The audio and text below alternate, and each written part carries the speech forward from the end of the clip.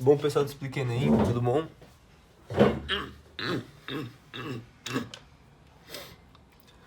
Fala, pessoal do Explica Enem, tudo certo? Bom, hoje o nosso assunto é sobre hibridização. Ele é um assunto que já está dentro de outros, como ligação covalente, mas que eu acho que é bom a gente dar uma frisada aqui, principalmente na hibridização do carbono, que vai ser um tópico para o finalzinho da aula. Mas, dando início aqui ao assunto, basicamente a hibridização é a combinação de orbitais atômicos dentro da teoria da ligação de valência, que é a teoria da ligação que a gente aprende no ensino médio, beleza?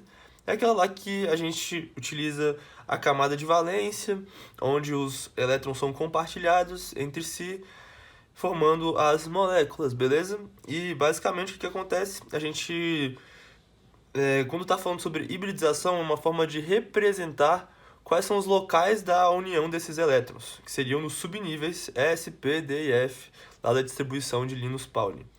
Mas enfim, quando a gente forma uma ligação covalente, ela é formada a partir da combinação desses orbitais atômicos.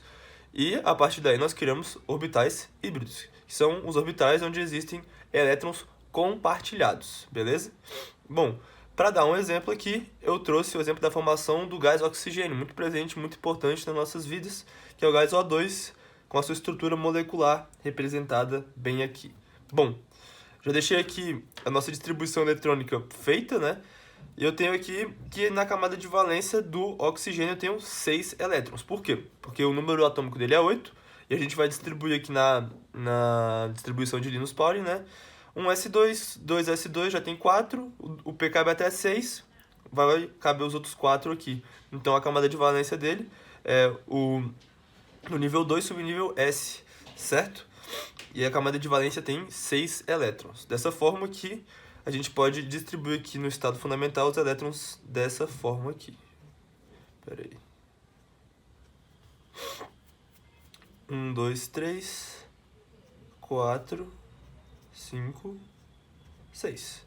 Bom, notamos que nós temos 2 orbitais semi-preenchidos, certo? Esses aqui são orbitais semi-preenchidos. Eles estão aqui semi, certo? E basicamente isso daqui é quem pode formar a ligação.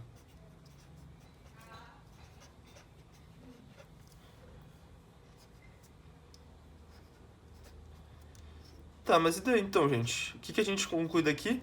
É por isso que o oxigênio, como tem 6 elétrons na camada de valência, pode formar apenas 2 ligações, pela teoria do octeto em tese, né? Bom, daí nós vamos ao estado excitado. O que acontece?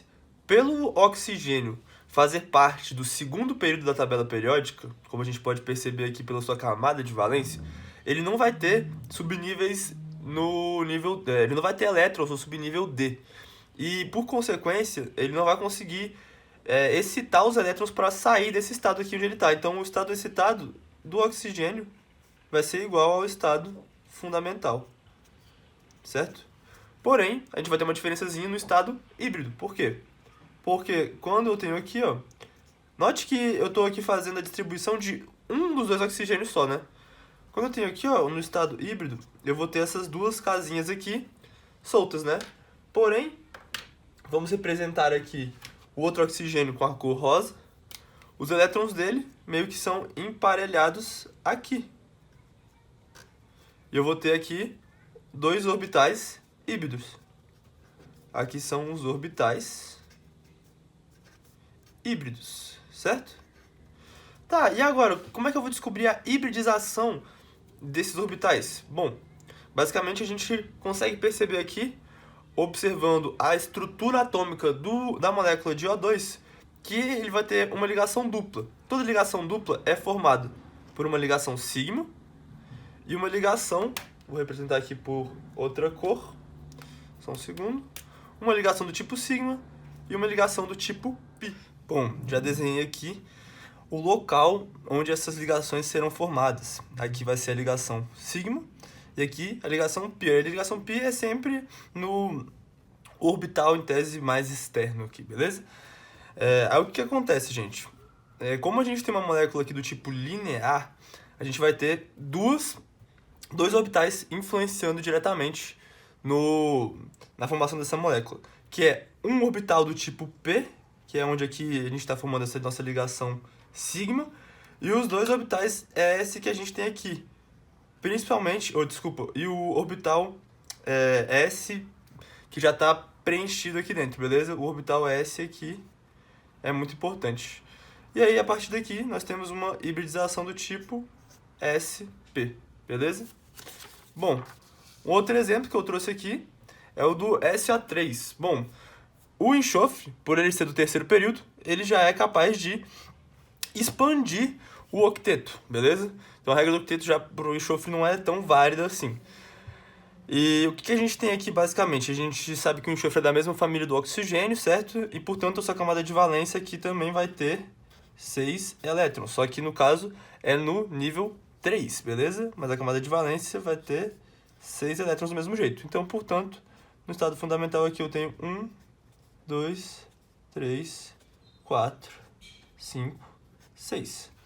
Acontece que quando a gente excita o enxofre, a gente consegue fazer com que os elétrons que estão fazendo com que os orbitais S e P1 estejam completamente preenchidos, pulem para o orbital D, pulem entre tese, né, tipo um salto eletrônico, para o orbital D de maior energia, certo? Permitindo, assim, que o enxofre faça até 6 ligações. Por quê? Olha só aqui, ó. No estado excitado eu tenho 1, 2, 3, 4, 5, 6. Os 6 elétrons da camada de valência aqui, agora totalmente distribuídos. E, portanto, no orbital híbrido, o que eu vou ter aqui, ó? A gente vai ter, novamente, esses aqui preenchidos. Só que agora vão entrar também os elétrons do oxigênio, que eu vou representar por esse azul mais clarinho aqui, ó. E aí, eu vou ter todo aqui os orbitais sendo semi-preenchidos. Dessa forma, se a gente olha aqui para a molécula, bom, você já deve saber montar essa molécula, certo? Se vocês não sabem ainda, tem que ir na aula de ligação covalente aprender sobre a estrutura de Lewis, certo? Mas a gente vê aqui que nós temos 6 ligações, todas duplas. Toda ligação dupla tem uma ligação sigma e uma ligação pi. Então aqui eu vou ter 3 ligações do tipo sigma e 3 ligações do tipo pi, certo? Bom, mas o que isso aí vai me trazer então de informação relevante? Bom, para ser levado em conta no, como é que se diz? No estado de hibridização, a gente precisa levar em conta apenas as ligações do tipo sigma, porque as ligações do tipo sigma são aquelas que influenciam na geometria da molécula, certo? Então, como a gente tem aqui 3, a gente vai ter, provavelmente, essa daqui como sigma, essa daqui como sigma, essa daqui como sigma, e todo o resto aqui como do tipo π, beleza? Como eu vou ter 3 ligações do tipo sigma, eu vou ter um sp2. Beleza, gente? Tranquilo? Então, aqui é uma hibridização do tipo sp2. E aqui, por que eu vim falar do carbono? Porque simplesmente o carbono, ele é o que mais cai, assim, tipo, geralmente você tem que falar a hibridização de algumas moléculas, os átomos de carbono dentro de uma molécula, como é que eles estão. Enfim, dentro do estado fundamental eu tenho aqui, ó, 4 elétrons da camada de valência, né? O número atômico dele é 6, então são 6 elétrons. Camada de valência, 2s2, 2p2. Camada de valência tem 4 elétrons. Bom, a gente tem que preencher sempre o S primeiro aqui, certo? No estado fundamental. E aqui, 2 semi-preenchidos no orbital P. Quando eu excito, certo? O que eu vou fazer? Esse elétron aqui vai pular para cá, para o último subnível P ali, permitindo que o carbono faça até 4 ligações. É por isso que ele é tetravalente, certo? Daí o que surge como implicação daí? O carbono pode, portanto, então, fazer vários tipos de ligação aqui, ó. Eu tenho o carbono com dupla e dupla, certo? O carbono com simples e tripla, que são do tipo sp2. Eu tenho o carbono que vai conseguir fazer uma dupla e 2 simples. E vou ter carbono fazendo 4 ligações simples. Beleza, gente? O que é que isso vai implicar aqui pra gente? Bom, vamos analisar aqui no estado híbrido, que eu tenho aqui algumas possibilidades, certo? Bom, no estado híbrido, eu vou ter basicamente o seguinte. Todos os orbitais semi-preenchidos aqui, né? E aí, o que vai definir se é sp2, sp ou sp3? Bom, gente, o número de ligações sigma, basicamente. Ó, vamos lá. Quando eu tenho uma hibridização do tipo sp, eu vou ter aqui, ó, ligação sigma, sigma, sigma e sigma, certo? Vou ter aqui só duas ligações sigmas em cada, porque todas as ligações, quando são duplas ou triplas, elas são ligações do tipo π, certo? Ou não todas, não a ligação inteira, mas tipo as outras ligações. Tipo assim, por exemplo, só fazendo uma observação aqui, ó.